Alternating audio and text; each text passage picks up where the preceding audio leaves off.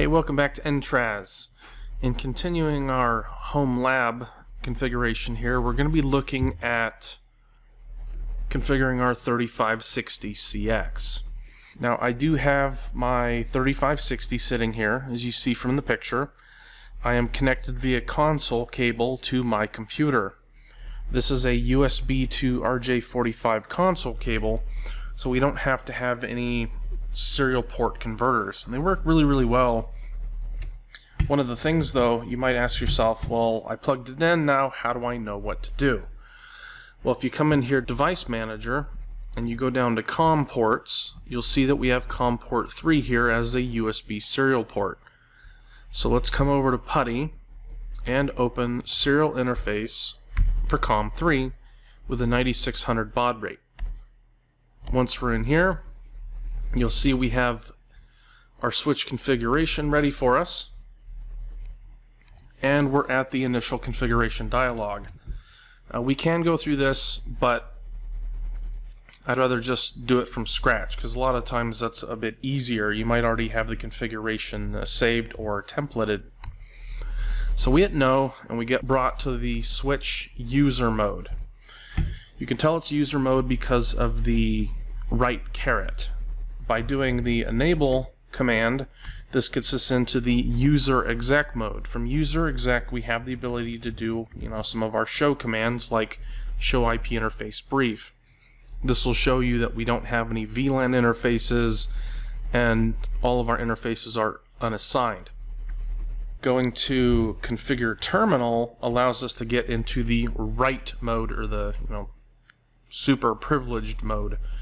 From here, so we don't see a lot of these logs like link change interface VLAN 1 as an example, we can do no logging console, and we'll turn those off. You would have to consider what you're willing or trying to accomplish here. So if all we want to do is allow our servers and our vhosts attached to the network to allow them to communicate, all we have to do is configure the interfaces themselves.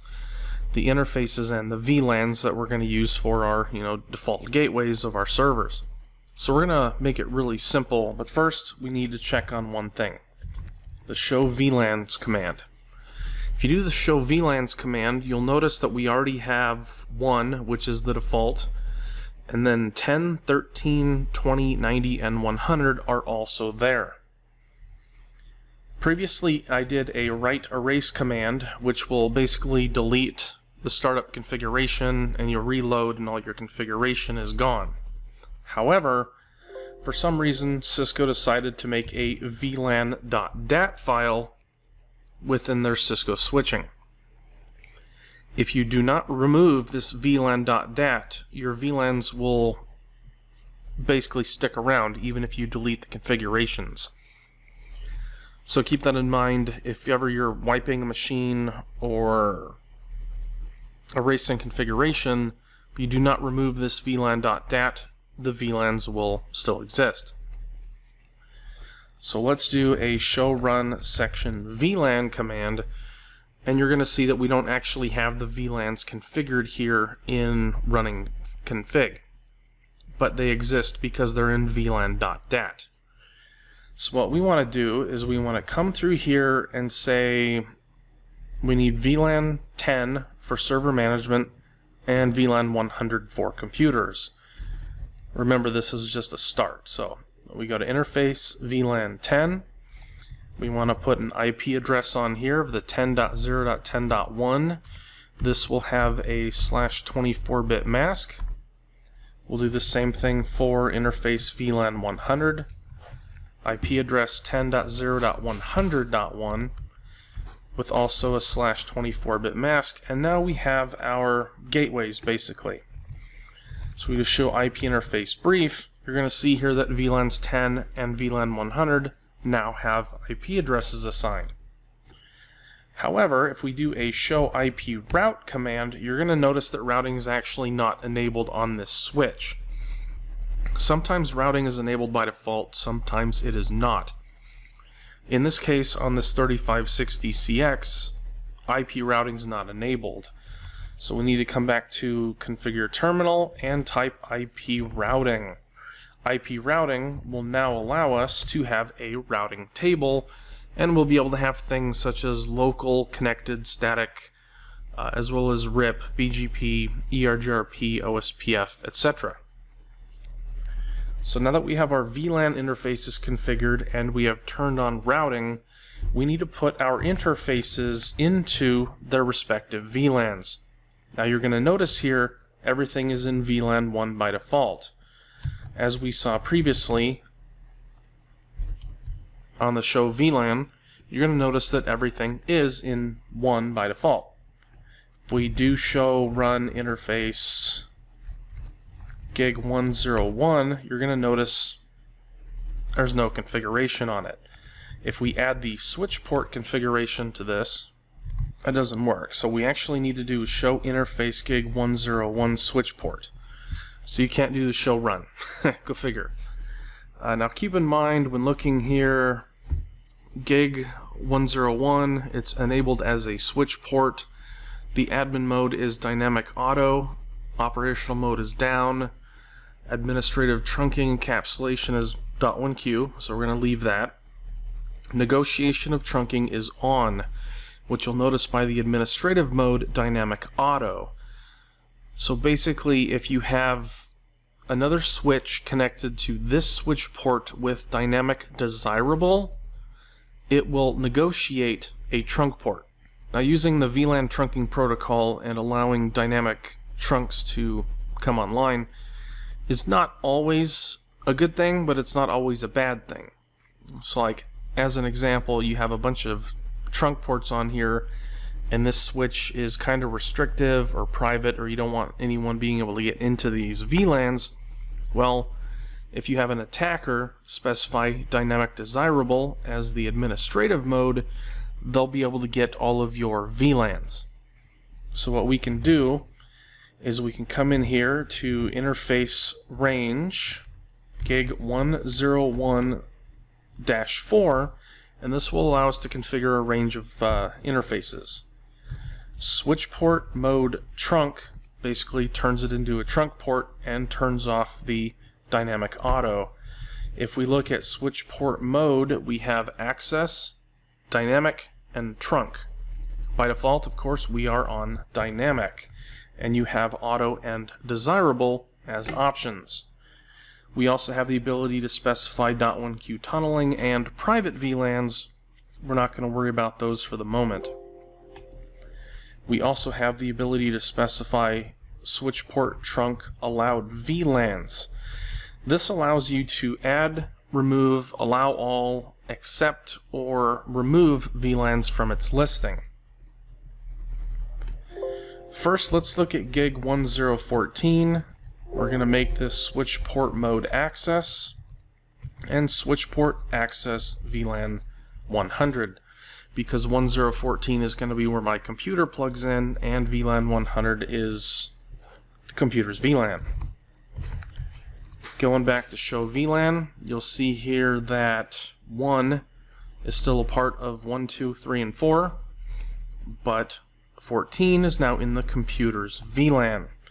If we do show interface gig 101 switchport, you'll notice now that the administrative mode has been changed to trunk, and of course the negotiation of trunking is on, but it's the administrative mode we're worried about. Typically you want either a trunk port or an access port. So let's also look at 14. You'll notice this is a static access port, and negotiation of trunking is turned off. Show interface trunk would tell us information about the online and up links that are trunk ports. Now in this case, if we look at show interface status, you're going to notice that they're all not connected and they're basically all down. So the status is up, but the protocol is down. If you disable an interface, it will show admin down. So we'll do the shutdown command on him, do show IP interface brief, and you'll see now that it is administratively down, such as VLAN 1. Doing a no shut, we'll turn it back on, and you'll see that the status is now back up. As for switching, And for our home lab, we have VLANs 10, we have VLAN 100. We have VLAN 10 and VLAN 100 assigned IP addresses, and we have turned on IP routing. So we're pretty much done for our lab right now. We could plug in our 4 network cables for both servers, and I can plug in my PC into 14, and as long as everything is addressed properly, we're pretty much done. However, moving forward a little bit, we just want to talk, say, about various configurations. So this host, I'm going to make DC-switch1. We need to add an IP domain name. I'll just do entraz.com. And then if we want to manage this device remotely, we have to give it RSA keys for SSH access. So crypto key generate, have to spell it right, crypto key generate RSA. On top of this, we have the ability to specify encryption for general purpose keys, if the key is going to be exportable, the modulus, how many bits it should be, where the storage is, signature information, redundancy, and of course general usage keys. Typically we like to do a modulus of 4096. This is a really good key size for security, but it takes quite a while to create these keys. So I'm going to create this and we'll come back when it's done. Now that we have our RSA keys generated, we need to talk a little bit about authentication. The AAA new model command basically turns on AAA for this particular switch. What we want to do is we want to authenticate via local usernames. So I'm going to give the username Tim the privilege of 15, and we'll just make the password Tim for ease of use. If we want to specify AAA authentication, we want to look at login. Set authentication lists for logins. So from here we have the ability to create named authentication lists that could potentially use TACX Plus or Radius. Now keep in mind you have to specify this named authentication for whatever you're going to use it for. If we have the default list, here we can also specify things like groups, locals, none, and again for TACX and Radius. However, from here we want to use the local authentication. So the username Tim I just created will be able to use in this default login authentication tool. Once that is done, we can look at line VTY 0 through 4, and this is going to be our telnet/SSH configuration. So line VTY 5 through 15, and we should also have 0 through 4. Could type in login, authentication, and then here's where we can choose the name list, or if we want a default list. Now because we're doing the default as local, we could just specify default. However, if we had a named list for specific groups like SSH access as the list name and TACX Plus as the authentication method, we could come over here and type something like SSH auth. Now remember, we'd have to create that in the AAA authentication login configuration. But for now, login, authentication, default, we hit enter, and now we'll have that configuration. We can also do the same thing through 5 to 15, login, authentication, default, do show run section line. Now you're going to notice that authentication local default doesn't show up. It's kind of the default configuration anyway, so we'll test this once we get my system online. The last thing we have to worry about here, at least, is the enable password. If you remember before, when we had the caret in user mode, we had to type enable to get to privileged mode. So we need to type an enable password. So if you do enable password, just make it Tim, do show run, and then we can include enable. You're going to notice the password is in plain text. So let's remove that really quick and do enable secret Tim. Do show run, include enable. Now you're going to notice we have a basic secret 5 or encrypted password. Keep in mind, however, if we do show run include username, this is not encrypted.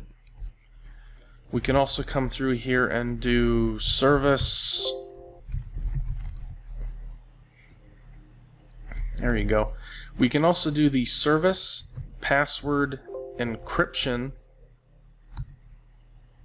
Do show run include username, and you're going to see here that it is now a password 7 basic encryption, which is great if you have someone, you know, shoulder surfing you and wants to see what the configurations are. They can't easily convert this password 7 to the unencrypted or clear text. So it's just kind of a security measure to allow service password encryption. Another one we have is password encryption. We can specify AES or the advanced encryption standard and then try do this again. You're going to notice it's the same. So let's try remove this and then re-add it. Alright, do show run include username. Nothing. Alright, username Tim, privilege 15. We could specify the secret here. Unencrypted secret will follow, but we can also try password here. So let's try password first. Do show run include username, and you're going to notice the hash changed even though it's the same password. So let's try it one more time. No username Tim, username Tim, privilege 15, secret Tim, do show run include username. Now you're going to notice we have a secret 5. So it's a really good idea to specify the enable secret, service password encryption using AES, and of course the secret for the user. So let's come back through here, show run include enable, make sure the enable's set, show run section AAA to make sure we have new model, authentication login default local, and then show run section line to verify this information. We also have line con 0. I'm connected to console 0. I have not configured that, so let's exit out. And you're going to notice it asks me for the username now, so we'll do Tim, password of Tim. Takes me to the user mode where I can type the enable command, and then of course the password of Tim I specified earlier, and now I am back in the switch. One last thing we need to look at is DHCP services on the switch to give my computer an IP address. One of the first things we should do, however, is IP DHCP excluded addresses that we do not want DHCP to provide. Now, since I'm providing a DHCP network for VLAN 100, we'll specify the low as 10.0.101, as that's the IP address of the VLAN, and the high IP address, so 10.0.100.200, we'll specify as an excluded range. So the first IP address I could get is 201. From here we can create our IP DHCP pool. Let's call this the computers VLAN 100 pool name. We can specify the network of 10.0.100.0. It has the /24, and then we have to specify a default router 10.0.100.1, as this is the gateway address. Lastly, we should specify a name server or DNS server. Our DNS server is going to be 10.0.10.10. Alright, so we hit end, show run section DHCP, and this is our configuration. We have our excluded addresses, we have our pool, the network, the default router, and the DNS server. From here, let's do show interface status, verify 1014, not connected, VLAN 100. So we'll pause for the minute, I'll plug my PC in, and we'll see how it gets an IP address. Alright, now that I have my Ethernet cable, let's open up command prompt. Make this a little smaller there.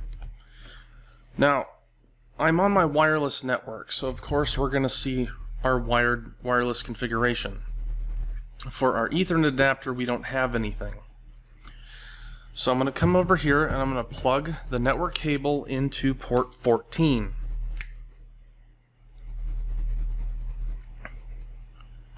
So let's try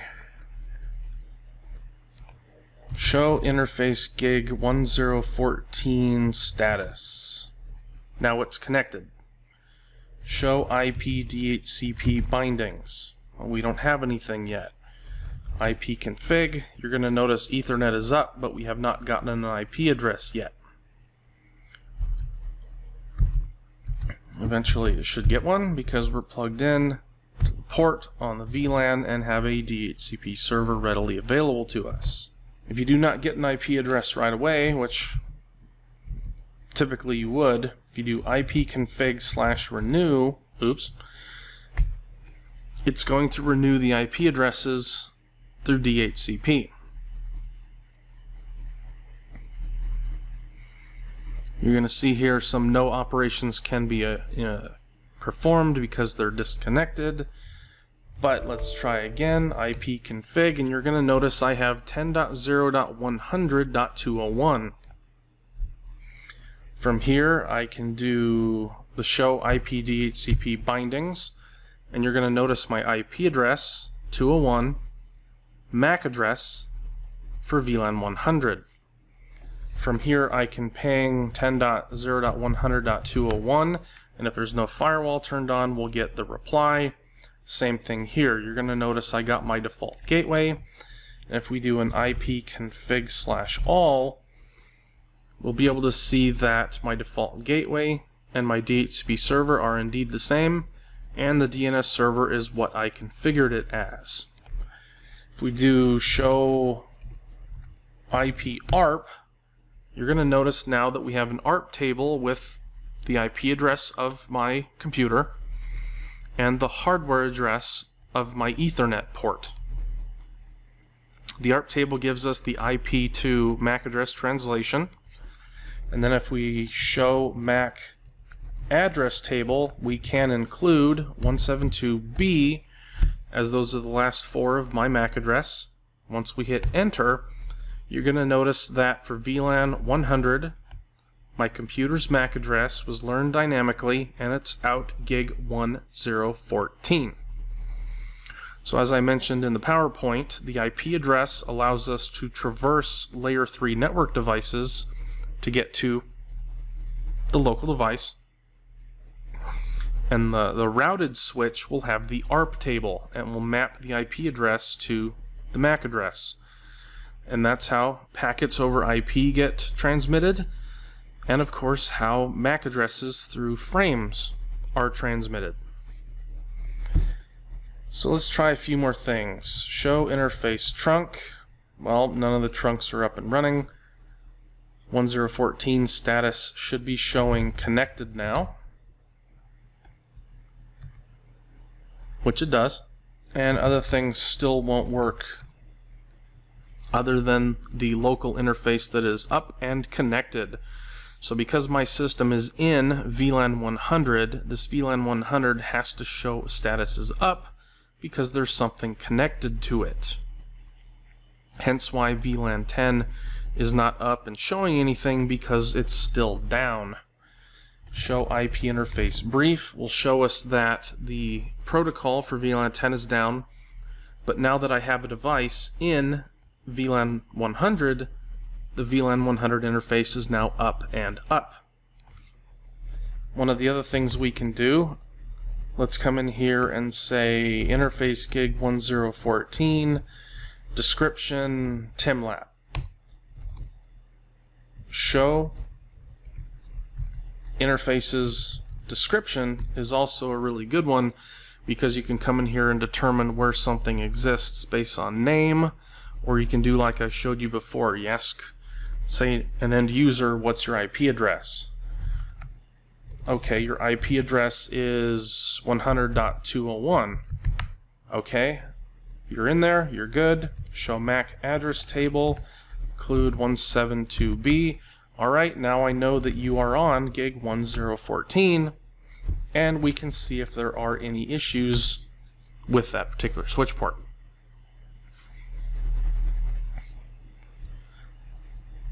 Once we connect our super micro servers and get VLANs 10 and 100 configured on those, of course VLAN 10 will come up, it will be accessible, and our interfaces 1 through 4 will show as connected. So that's pretty much it for a basic layer 3 switch and a configuration of various VLANs and ports for administration, default gateways, etc. So I hope you stay tuned and look for our next video, the installing ESXi on my Supermicro hosts. And then after that we'll get into Active Directory and vCenter server. So for now, we'll see you later.